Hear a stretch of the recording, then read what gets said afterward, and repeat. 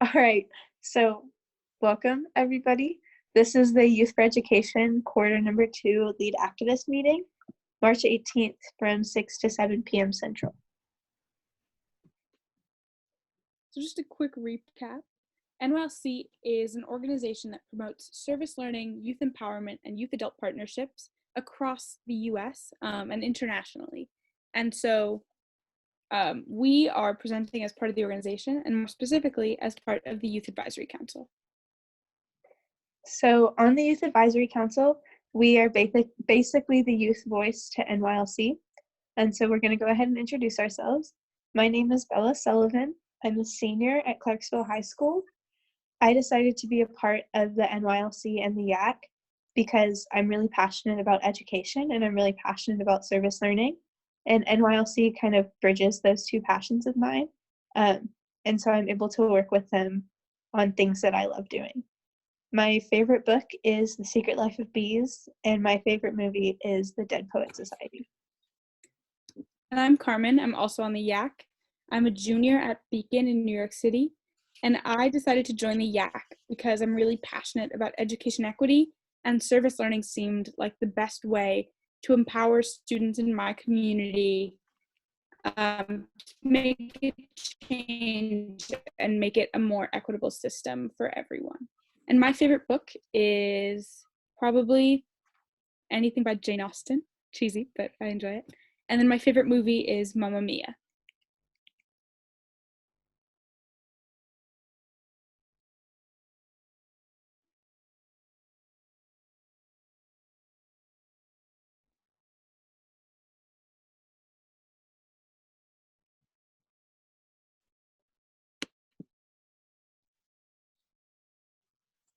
Definitely forgot to unmute myself.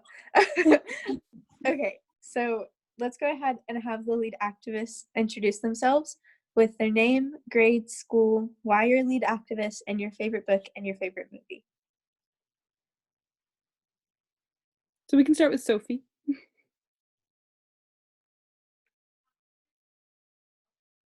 Or not, whatever.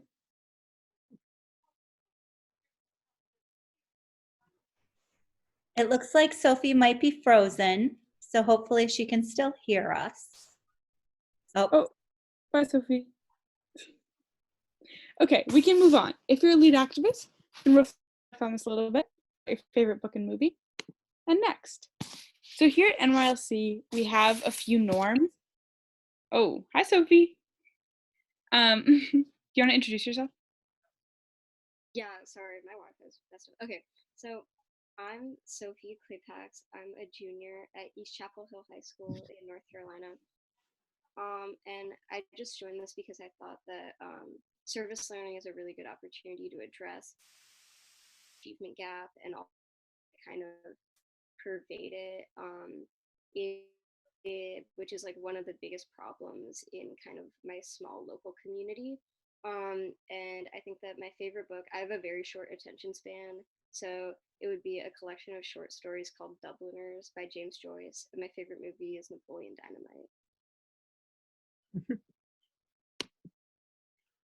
So at NYLC, we have a few norms, basically ensure that every student is heard, respected, and our interactions are as optimal as they can be so that we can learn as much as we can and change our communities as best we can. And those include staying engaged, speaking your truth, listening generously, and experiencing discomfort. Does anyone have any additions or comments on these norms? No? They're pretty good. Well done. Next. So as lead activists, you've completed the first quarter of your term doing the investigation stage of your project. So now we're in quarter 2, which is planning and preparation. And so in the IPARD cycle, this is the second stage. And it includes developing timelines, budgets, roles, and responsibilities for your service learning project. So now you're sort of determining what you're going to be doing and setting in place all of the plans so that they can happen in the future. And this will be a little bit different because of the current coronavirus crisis, but we'll talk about that a little bit later too. All right, so I'm going to say a few statements and raise your hand if they apply to them. If you're on a computer or if you're on the app, click the participants button and then click raise hand. If you're dialing in, we're not quite sure how to do that yet, but if you figure it out, please let us know. All right, so go ahead and raise your hand if you have recruited an adult mentor for your project. Wow. Great job, Sophie. Raise your hand if you sent their information to youth4ed@nylc.org. Yes, Sophie. Raise your hand if you've spoken to other students about Youth4Ed and have begun to involve them in your process. Very impressive. And then raise your hand if you have completed the activities on pages 26 through 31 of the Take Action Toolkit. Wow. Great job, Sophie. So just to review pages 29 and 30 of the Take Action Toolkit, these are the ones that sort of help us identify the problems in our communities, the roots of those problems, the more tangible effects, and then later the solutions. So does someone, one of our lead activists, want to share what the problems, root causes, and effects are of those problems? That's Sophie. Okay, so I didn't do like the actual big tree. I just did it on like a piece of paper. But Perfect. I kind of just called my big problem like inequity in the school district, and like some of the things that I like identified were like gifted programs and like a lack of strong teacher-student relationships, and like incentives for like GPA boosts and stuff like that for students whose families have money that they're able to contribute to the school district specific educational programs, and also like the emphasis that our district puts on like 4-year like college futures instead of like students who may want to go into like technical or like occupational fields after high school. Have you identified the root causes of those problems? It's kind of a trickier thing. I guess I kind of put those as like the roots, but like they're like deeper things I just didn't think about, I think. Right. Yeah, I think for me, it's similar, not as explicit as it is in North Carolina. But here in New York City, I think the problem is also just inequity, more specifically in admissions to schools. And so the effects of that are the achievement gap, their sort of racialized achievement gaps, which means that Black and Brown students are not getting the same education as white students merely because of their race. And this also happens with socioeconomic status. And so the root causes of that go back to the origins of race, to slavery, and then through systematic policy throughout the last 400 years that have sort of kept the racial dynamics in place. And that to the NOC schools admission system today. And so how that works is it's a selective system, but it really prioritizes students with money and resources who are often white students. So the root of the problems are more difficult to get to. It's systemic racism on a national level, but the problem itself, which is admissions, can be tackled. So the solution. I can share the solution that I'm working on as my project right now. We're working with a bunch of students across New York City to try to unscreen the New York City schools admission process. So what that means is taking away all of the discriminatory things that allow students to get in. So these are things like grades, zip codes, amount of money you make, test scores. So these are things that seem like just defining factors of your life, but when compounded, it completely segregates students by race and socioeconomic status. So the solution here is to challenge the Department of Education to change admission systems. It could also be something on a smaller level. So we've hosted a few activities that include talking to students about the effects of education inequity in their schools, and how they can tackle that on a smaller level. But even just talking about it is a huge part of the process. Does someone else want to share a potential solution to their inequities? Or not? We'll think about that later. So really quickly, it is March 18th, 2020, in the middle of the coronavirus. Currently quarantined, having a good time. But this means that the 31st National Service Learning Conference in New Orleans has been postponed until next year. Instead, we will be hosting a virtual conference on April 16th and 17th, and it should be really fun. There'll be a lot of learning about service learning and about education equity, and it's a great opportunity to network with other organizations across the nation. And you can still register online with the special lead activist code Y4E Scholarship. But just a reminder, next year we will be in New Orleans, and that'll be really exciting. So just bookmark that, save the date, should be good. The next update is that all of the problems that we're seeing with the handling of the coronavirus crisis from the government, and just from people around us, are really just accentuating existing inequities. So basically, if we had a better system before the virus hit, we would have a better response to it right now. So does someone want to talk about some examples of this in their community? I can go ahead and get us started. Okay, so I live in Tennessee in a pretty urban but also still pretty rural area. And I personally live in a log cabin in the middle of the woods. And so that means that my house isn't able to get internet access. And during this time off from school, teachers have been posting online resources and online assignments for us to do during our time off. And students who live out in the country like me aren't able to get internet access simply because there isn't like wiring for it. And so a consequence of that could potentially be having bad grades on my record, stuff like that, not being as up to date as other students, especially with AP testing. Like, you need as much information as you can get. And while you're kind of stranded in the middle of nowhere, there's not really a whole lot that you can get. And so to address this, just having teachers understand that not everybody has a way to access the internet at home.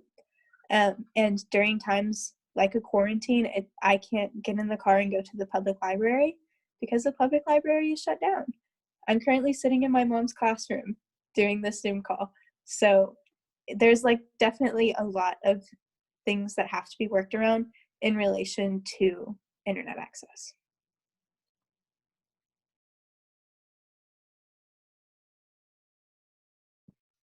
I would just add that for New York City, schools weren't shut down for a few days because people were worried about food access.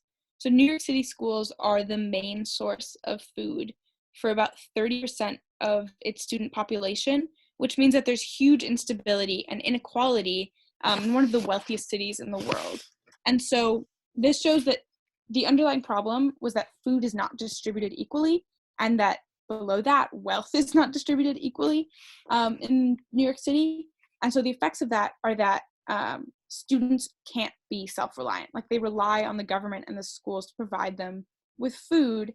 And so they figured out a system that's sort of a compromise, but really this problem has to be addressed at the root level, making every family self-sufficient and giving them the resources to survive even in the time of a crisis.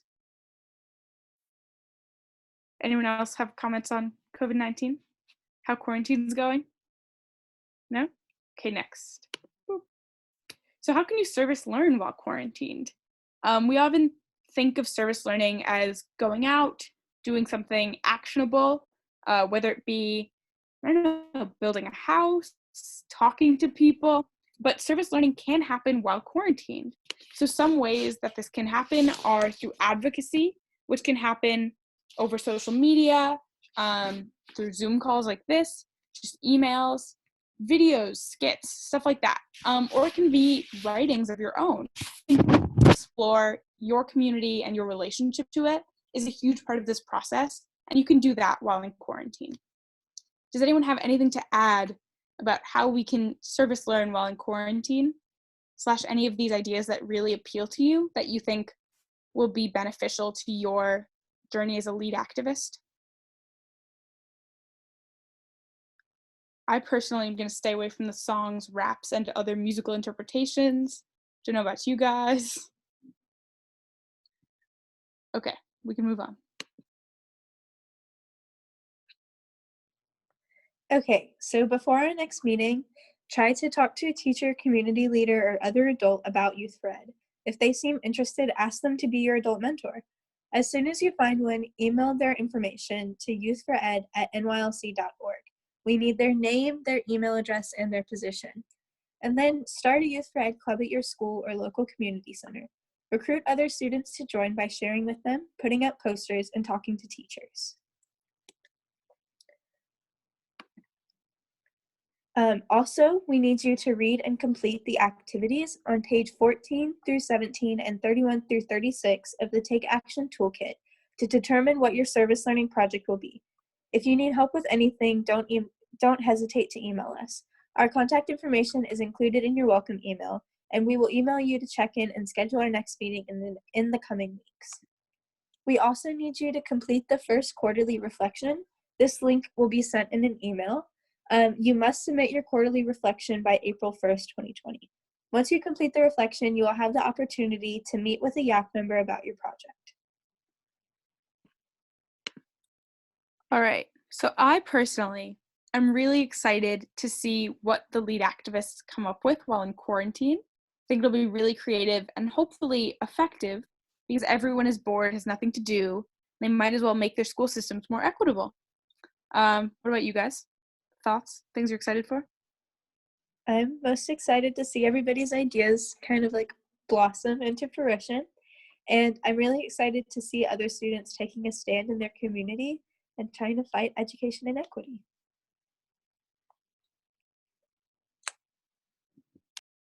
Wait, can I? Okay. I guess I'm really excited just to kind of interact with like my friends and people in the community that maybe I don't talk to as much, to kind of just destigmatize the conversation and to kind of just start talking to people about the issue who I wouldn't usually talk to. Yes. This is exciting. I think this quarter will be fun. Thankfully, it can be done mostly in quarantine, but it'll involve a lot of planning and talking to other people, but mostly just figuring out what you're doing and how we're going to make this service project happen. Does anyone have any questions about quarter 2, the webinar, coronavirus? I have very limited knowledge on it, but I guess you can ask me questions. No? We did a perfect job? Okay. Well, we'll see you after quarter 2 sometime. We will email you to schedule that meeting, and we'll email you all the details about what we expect from you, including the reflection, which should be really fun. All right, thank you guys. Good night.